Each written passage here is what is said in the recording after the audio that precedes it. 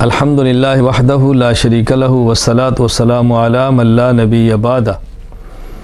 مسافر کو سفر کی حالت میں روزہ نہ رکھنا جائز ہے۔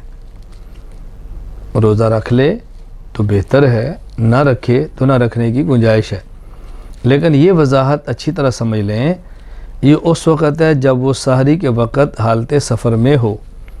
اگر دن میں سفر کا ارادہ ہو اور سحری کے وقت مقیم ہو، اب روزہ رکھنا لازم ہے، اب روزہ رکھنا ضروری ہے۔ اگر سفر مشقت والا نہ ہو، آرام دہ ہو، تو کوشش کرے روزہ نہ چھوڑیں۔ رمضان کی فضیلت غیر رمضان کے عمر بھر کے روزے رکھنے سے بھی حاصل نہیں ہو سکتی۔ ہاں گنجائش ہے، نہیں رکھیں گے تو گناہ نہیں ہوگا، بعد میں قضا کر لیں، لیکن اگر سفر میں مشقت نہ ہو تو روزہ رکھنا چاہیے۔ اگر روزہ رکھنے سے مرض کے بڑھ جانے کا خدشہ ہو، مرض کی شدت کا خطرہ ہو تو روزہ نہ رکھیں، قضا کر لیں، اور بعد میں جب صحت یاب ہو تو قضا کر لیں، روزہ چھوڑا جا سکتا ہے۔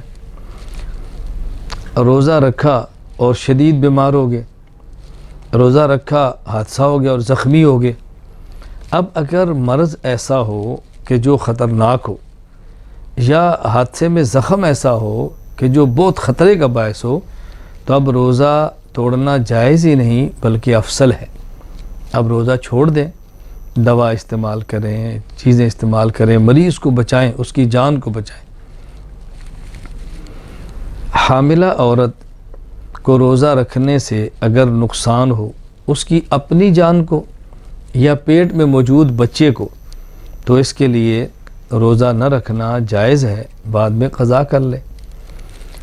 اسی طرح کوئی عورت کی گود میں بچہ ہے جو دودھ پیتا ہے ماں کا، اور روزہ رکھنے سے اس دودھ کی کمی کی وجہ سے بچے کی جان کو خطرہ ہو، یا روزہ رکھنے سے عورت دودھ پلائے عورت کی جان کو خطرہ ہو بیماری کا، اس حالت میں روزہ چھوڑنا جائز ہے، اور یہ بعد میں اس کی قضا کر لے۔ بآخر دعوانا ان الحمدللہ رب العالمین۔